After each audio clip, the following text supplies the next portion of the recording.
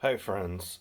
I apologize for how abysmal my filming is. I just am not set up for documenting these things. I really should be by now, but I'm not. Wow, look at that stringing. That's intense.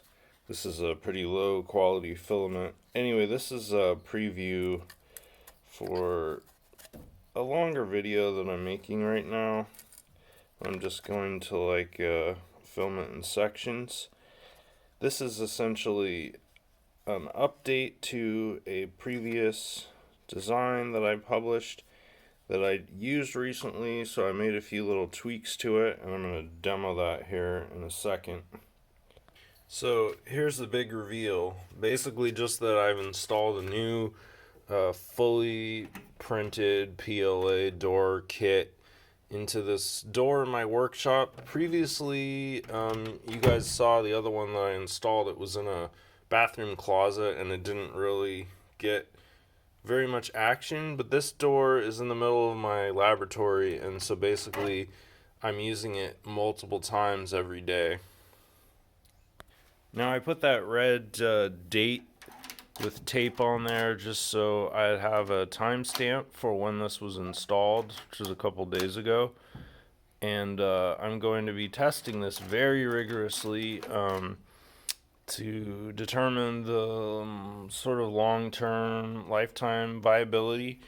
And I wanted to say this was also the first that I used my entire kit that I printed out, and I noticed there was a couple issues with the guide, so I went and redesigned a couple parts of it to make it more user friendly. Mainly these spring clips here basically allow it to clip onto the door. Well, they're not perfect, but yeah, that's a fail. Yeah, so whatever, that's gonna take a little revision. Weirdly enough, they were working in the previous print, so I don't know what the deal is with that. But anyway, it's an easy thing to fix. The other things that I added were the center line here and here for alignment for drilling that middle hole. And then the depth guide, I noticed that it was actually weirdly off by like a quarter of an inch for some reason. I don't know why. Mainly probably because I hadn't anticipated the depth of the faceplate, and I hadn't accounted for that for some reason. Uh, these were out of alignment by like zero point 0.2 millimeters. I don't know why, so I fixed that. I mean, these are all like negligible design problems. And then I designed this extra additional part drill guide because when I drilled out uh, the center hole for the bore of the whole mechanism, the alignment was off, not like significantly, but off enough that I wanted to create this drill guide. So basically what this does is it clips into the bottom side of the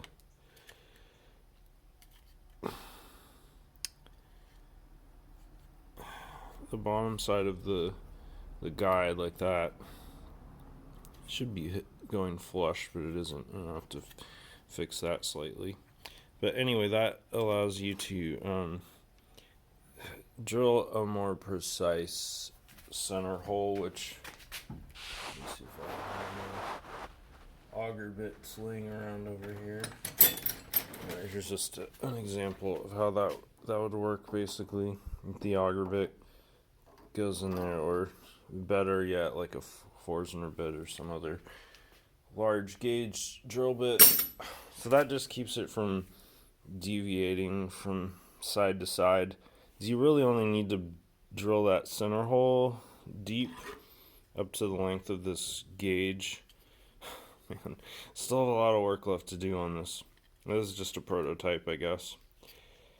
But yeah, anyway, it was the first time I used the guide, and it went more or less smoothly. You can still see the pencil lines on here that I used to measure all the parts, and then I don't remember if I used oh yeah, just mainly the drill bit itself. I used it to cut out the little indentation. I don't know what you would call that.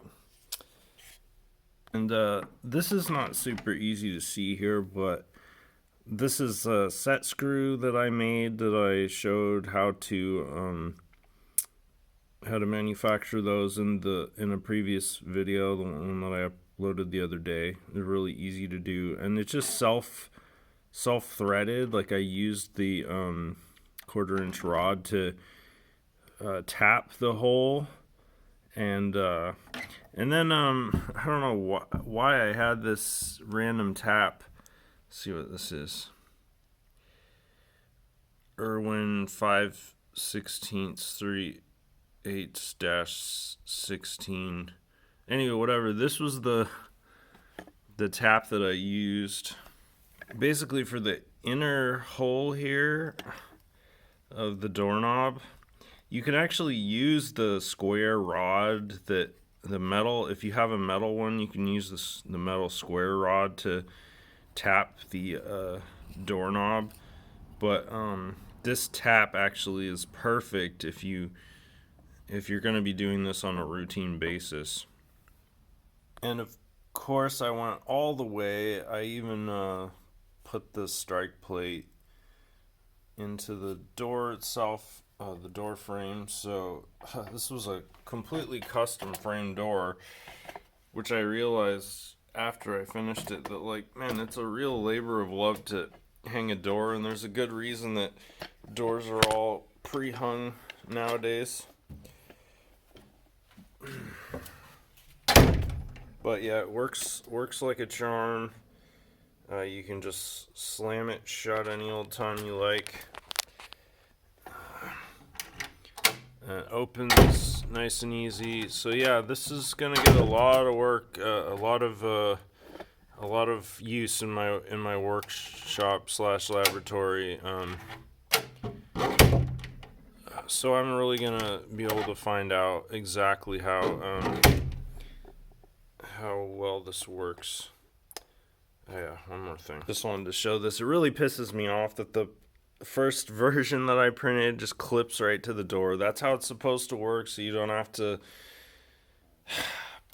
worry about it, you know, slip sliding away. I don't know why that one works and the other one doesn't, but yeah, anyway, I'm gonna fix that in the next print. So yeah, thanks for watching, and hopefully the shitty quality of my videos doesn't ruin the experience.